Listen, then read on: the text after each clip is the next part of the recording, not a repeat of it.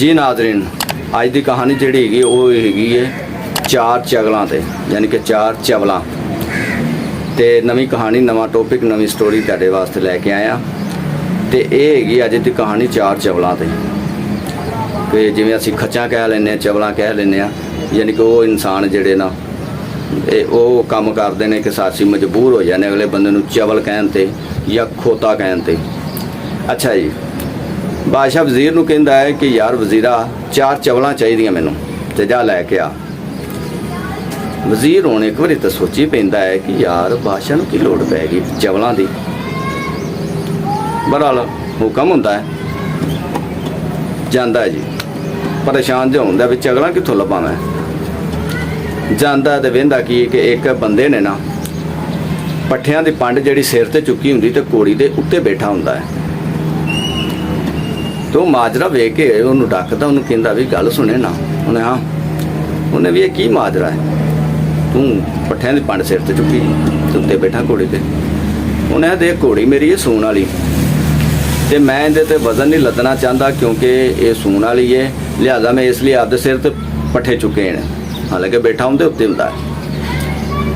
वजीर कहता भी चगल ही है, कहता तेनों ना फलाने दिन बादशाह ने सद्या तो तू उनके कोल हाज़र होना है। उन्हें ठीक है जी, हाज़र हो जाएंगे, चला जाना।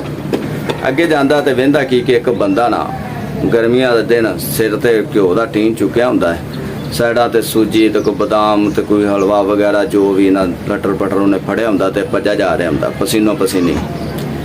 वजीर हुण आवाज़ मारता भी गल सुने ना जवाना। आंदा पर हो जा, मैनू बड़ी छेती है। वो आंदा यार गल तो सुन मेरी। कहंदा हाँ छेती दस। आंदा भी किधरों पसीनो पसीनी हो के तो भज्जा लगा जाना, की एडी एमरजेंसी पै गई, की एडी काली पै गई है। कहंदा गल सुन मेरी, मेरी जिहड़ी बीवी सी ना अज तो 8 साल पहले नस गई किसी नाल ते ये बड़ी देर बाद उन्होंने रब ने पुत्र दिता है तो मैं उनकी खुशी दे विच ना यह पनीरी का समान लैके चला मैं उनके वास्ते। वो वेंदा उनके हल, आंदा हैगी ते भी चगल ही है।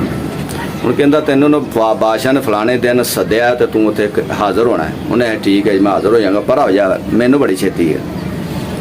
उन्हें ठीक है जी, जांदे ने कुछ दिन आ जाता वो तो बादशाह आंदा हाँ जी वजीरा तेनू चार चगलां कहा सी।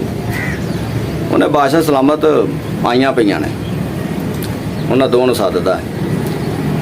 कहंदा ये इहदा किस्सा की है। उन्हें है जी वेखो घोड़ी इहदी सूण वाली सी ते पट्ठियां दी पंड सिर ते चुक के तो उहदे उत्ते बैठा सी। कहंदा ये सूण वाली तो मैं उहदे तो वजन नहीं लदना चाहता, हालांकि पट्ठियां दा वजन ते आपदा वजन भी उहदे उत्ते सट्टिया सी इहने। उन्हें ठीक है भी चगल ही है।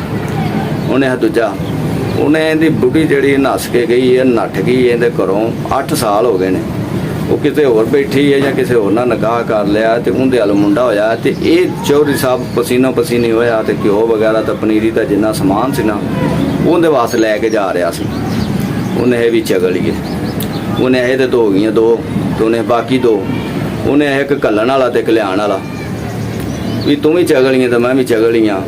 भी तू पहले मैनू ये दस भी साडा चगलां नाल तलक की वास्ता की, आप आपदी बादशाही संभालीए, अपनी सल्तनत संभालीए, साडे कोल काम थोड़े ने कि तू मैनू चगलां वाले पासे तोड़ दिता है भी तू भी चगलियां तो मैं भी चगलियां तो चार चगलां पूरियां हो गईयां।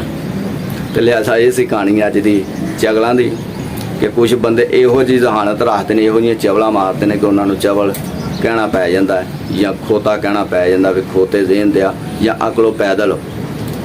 तो उम्मीद है कि अज की कहानी, अज का टॉपिक जो तुहानू अच्छा लगा होएगा।